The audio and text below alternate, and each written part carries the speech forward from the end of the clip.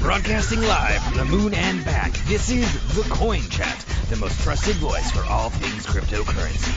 Each week we dissect an important issue and cut through the noise and misinformation out there in the world of blockchain, cryptocurrency, and ICOs, capturing the facts that truly matter to you that will give you an edge in this fast-moving emerging market. The who, what, where, when, and how of what you need to know in crypto to get ahead so you don't get left behind. Now here are your co-hosts, financial and crypto experts Yuri Cataldo and Steve Good. Hey, this is Steve Good. And Yuri Cataldo. And we're back again on the Coin Chat, cutting through the noise and misinformation on cryptocurrency to tell you what truly matters. Hi. Welcome back, Yuri. It's nice to see you again. It's good to see you again, Steve. So I like how you said that last line. Yeah, thank you. I don't feel like I got enough out of this whole kind of consensus thing that I started thinking about. It is so confusing when I look at the mining stuff. I thought maybe it might just be worth just sharing with people, exposing them a little bit to more details on, all the different protocols in mining, because it's so deep and so technical. It's a rabbit hole on a rabbit hole on a rabbit hole all on its own. Just a maze of stuff. Oh, yeah. So I thought maybe the easiest way is to sort of describe it from what you and I were talking about offline, which is this concept of the Byzantine sort of... Byzantine, sorry. That's okay. I say our history. Byzantine generals problem. That's what... Byzantine generals problem. Okay, yeah. Cool. And this was an idea that was brought up in the early 90s, actually. Right. About consensus. So it's been around for a while. Right. So I put up an image on the screen for those who are on YouTube, but for those who are just listening in, what we basically got is a castle in the middle, and in a nice kind of I'm going to attack the castle model, all the little red arrows surrounding the whole castle would all be in agreement. We're going to attack the castle, and that's great because everyone's going to attack. Right. But it only works if they all attack at the same time. And together. In consensus. Yes. In consensus, and they're all far apart, so they can't just like wave a flag in one part and all the generals see it. So right. That's where the basic problem starts from. And then in between all of them are these traders who will sometimes change whatever the information is. So who do you know? How do you trust that the information you're getting is correct? And how then do you work together in a unit to decide when to all attack at the same time? Right. So therein lies the problem. If you've got a castle and you've got a bunch of generals surrounding the castle, you need to have a mechanism for communicating between all the generals. And there's where your consensus comes in. You still need at least 50% of the guys to say, we're going ahead.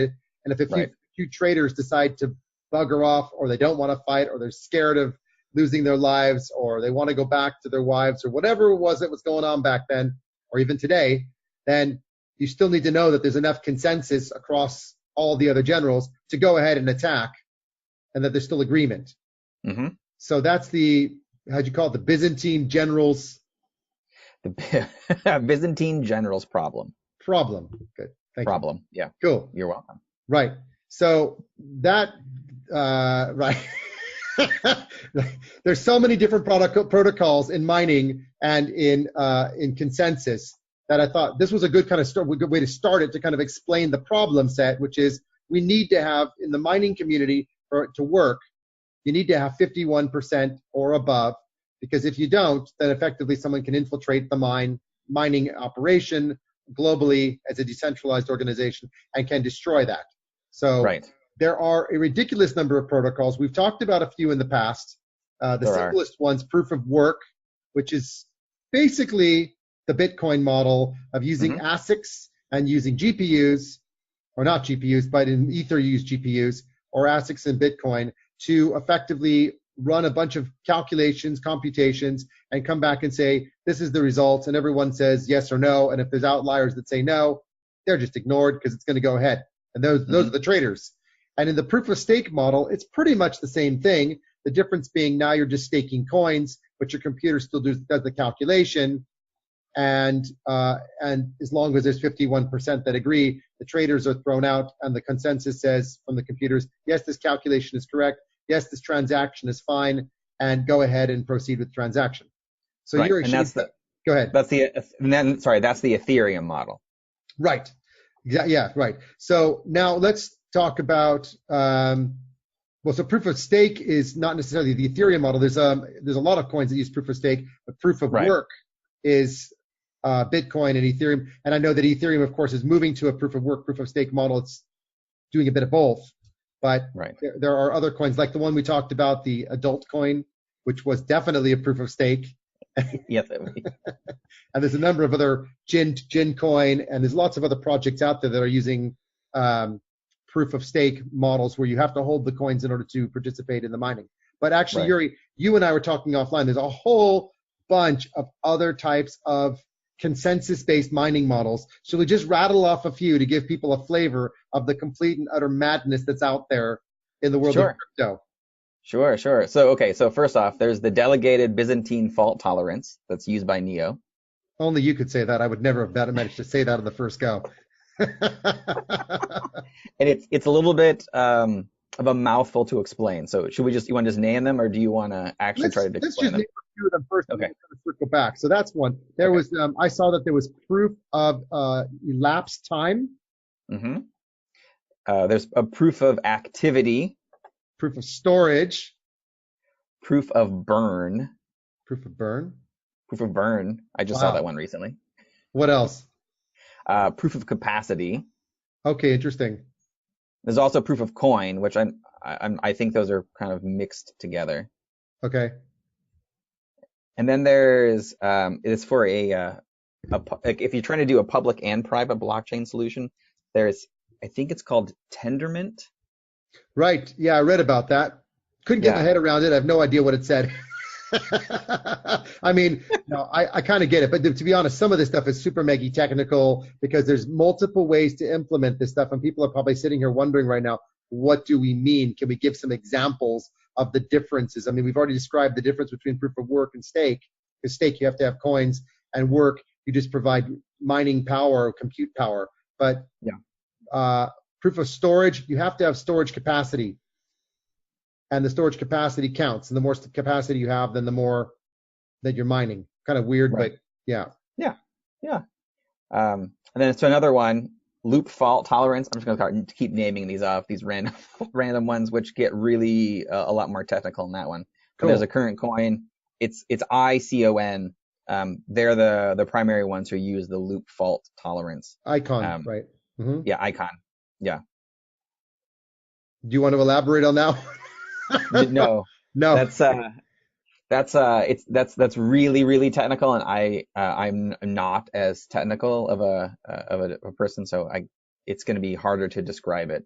But I think the point we're making here is that there has been an evolution in the various types of mining solutions that are out there to account for or solve various problems, and to make sure that there's efficiency in the way that coins are mined, or that coins are validated, or that transactions are verified. And these are all different forms of consensus across a network of a decentralized environment. Yeah, which again, I think is fascinating that they're basically all using this one issue that was brought up back in the early 90s, and then most of these solutions are coming from that idea of like, how do you get a group of generals who may or may not be lying to one another to arrive on consensus? So Right. I think it's absolutely fascinating. Yeah.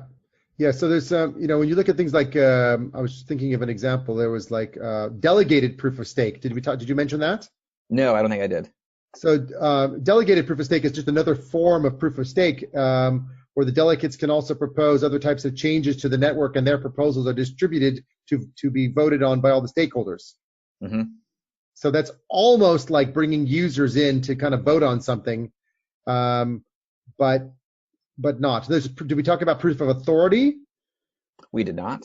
Well, so that's everyone has one and only one reputation. So everyone gets one vote regardless of what they're doing. So it creates a level playing field for all people. Mm-hmm. And then there's the what EOS does, the transaction as proof of stake. Right. So everybody gets one. Right. So then we mentioned proof of elapsed time, which was actually somehow was related to Intel, and I believe Hyperledger is using some parts of this on their Sawtooth blockchain project. So it's called POET. proof of elapsed time. And it's a lottery designed consensus protocol that builds on trusted execution environments provided by the Intel SGX CPU chips. So talk about, make sure you have to have Intel in order to make the mining work.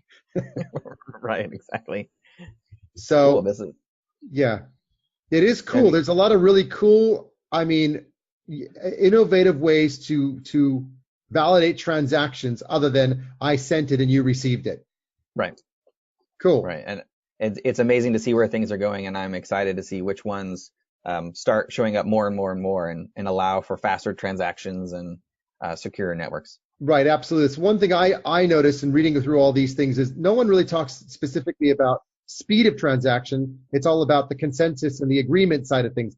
I agree with you, Yuri. I think the big thing missing that I'd like to see more of in the world of consensus is people focusing more on how to make it faster as part of consensus. It means you'll have to vote faster too. Exactly. Great. Well, I think that was a really good, quick little overview for people to just kind of get their heads around what is crypto mining in the sense of consensus and all the different protocols that are out there and how things are evolving. Thanks everyone for listening in. To the moon. Until next time. Thank you for joining us today on The Coin Chat. Join us on Telegram on t.me/thecoinchat, where we discuss a range of topics on cryptocurrency. And visit us on patreon.com/thecoinchat for show notes, outtakes, and previews of additional content. Or follow us on our website, which is www.thecoinchat.net. And remember to like and subscribe to us on your way out. To the moon. Until next time.